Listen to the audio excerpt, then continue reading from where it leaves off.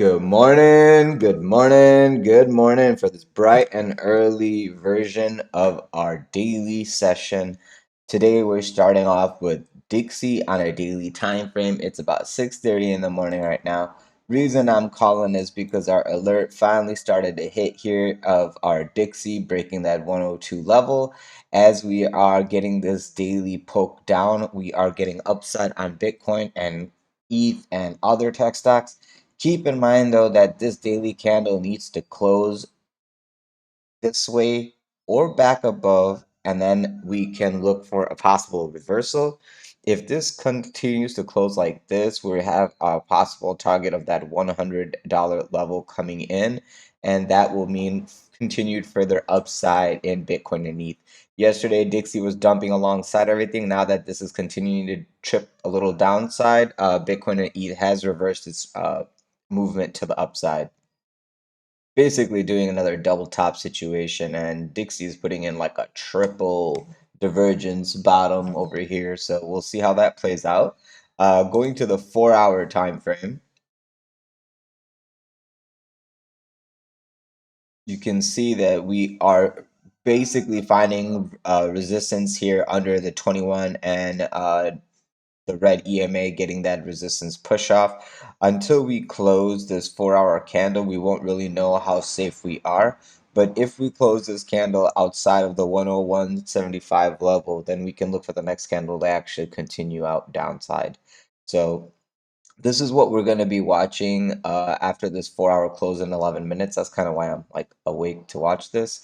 I want to see if we actually close below this 101.90 level, and then I'll be looking to see if we close outside the Bollinger Band for the next candle to open and continue down lower. If that happens, we should get a nicer, larger pop on our ETH, Bitcoin, and tech stocks, so we will follow along accordingly. Let's go now to the daily on Bitcoin.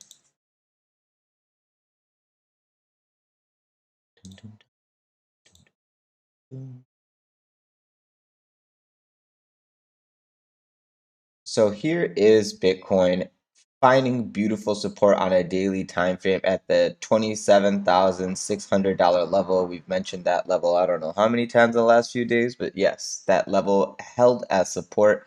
Now today we need to see us close above 28,000. If that is achieved, we will be looking for a continuation to the upside. Turn that off.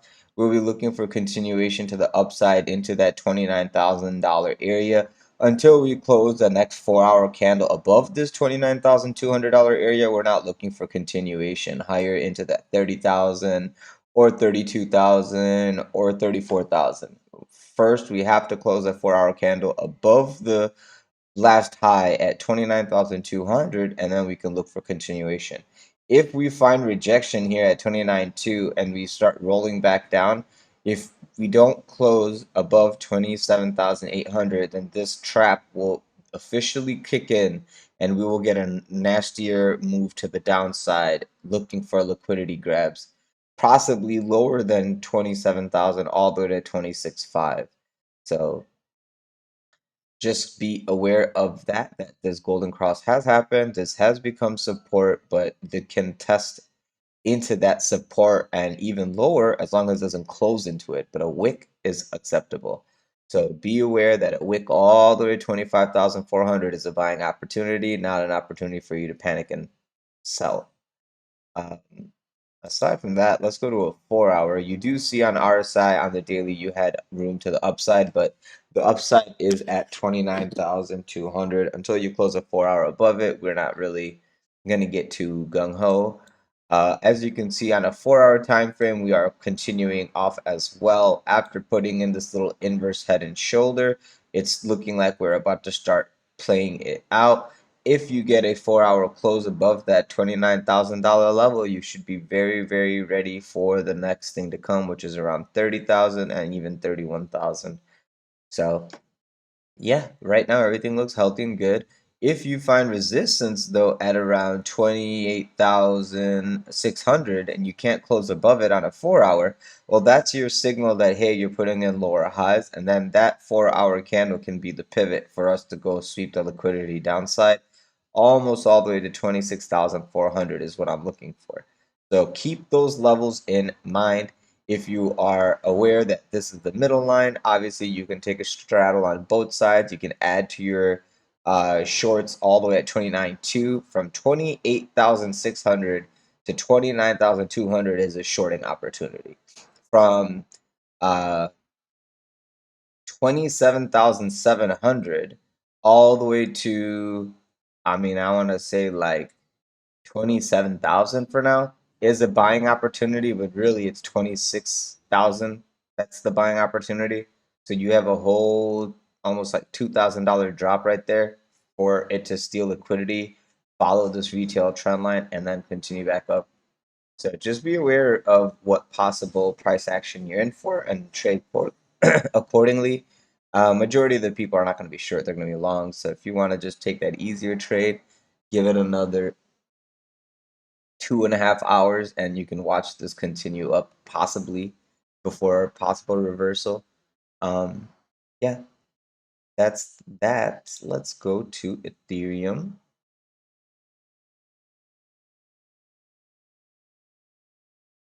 Give it to me, baby.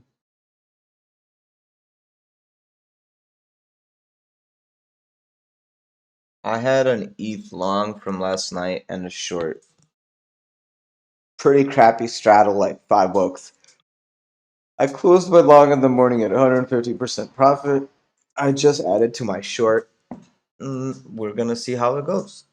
I'm short from like 132-ish, so we're basically at my short.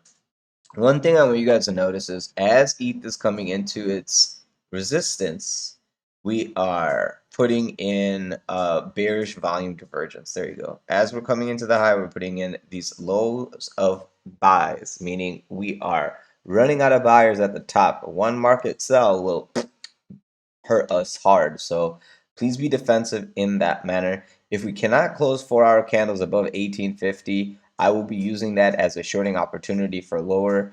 You can see the pivot probably come in after the 4-hour close if that's going to occur. So just be aware of that. If we get a 4-hour close underneath 1750, I would be very concerned for us to go test lower until I want to say like 1680-ish, the 55 EMA. Until this level gets tapped, I'm not that confident in scalping additional longs, but I would love to scalp a long off of 1680 to 1580, that $100 range if we get it.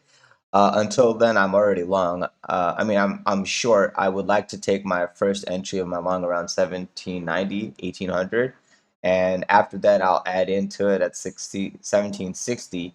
But I would be probably considering a stop loss here under 1740, and I would re-long probably at 1680 to 1580, just because I don't want to ride that full trade to the downside. It looks like we're getting upside, so I took my profit on my long. I'm getting into my short at around 1850 at the highest. I'll probably stop out around like 1860, 1875. And then from there, I will wait to see if we get to that 1950 or $2,200 level. And then I will take my shorts accordingly, or 2,300. So this is just steadily increasing. So this was the clue that upside is coming because this has yet to lose its slope. Now, just be aware of that the buys are coming in, but we are slowing down the buys. They need to stay up. Going to the 4-hour time frame. Same thing as Bitcoin. We went sideways and consolidated a while. A little pop like this is looking like it's a big deal, but it's really not. A 4-hour close above 1840, we can look for that continuation to 1850 and so on. But if we don't close above 1840 here, this is possible pivot for us to come test even lower than 1800, possibly like 1760 to 1680, like we were saying before.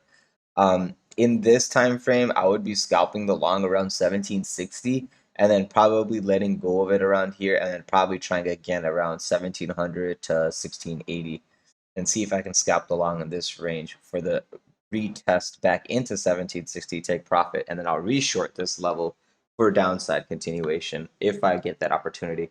You do see bear divs starting to build here, so it's up to the 4-hour to close above 1830. 1840. If you don't close above 1840, possibly the next 4-hour can open and then we can look for reverse straight down. Um, Yeah, and that's basically what we have going on for Bitcoin and ETH right now. If you guys are interested in trading with us live, please feel free to join us on our Discord server. I'll be there shortly after to discuss trades with members. The link to the Discord server is in the description of the video below, so please feel free to join us. Alongside the Discord link is all the other affiliate services I use and recommend myself. They help the channel grow, so please do help if you can. Aside from that, guys, if you could leave me a like, subscribe, press the bell button for notifications, I'd greatly appreciate it. Please feel free to leave me a comment, question, concern, or another asset to cover in the YouTube comments, and I will get back to you in the next video. Thank you so much for your guys' day today and time, and I'll talk to you guys soon. Have a great one.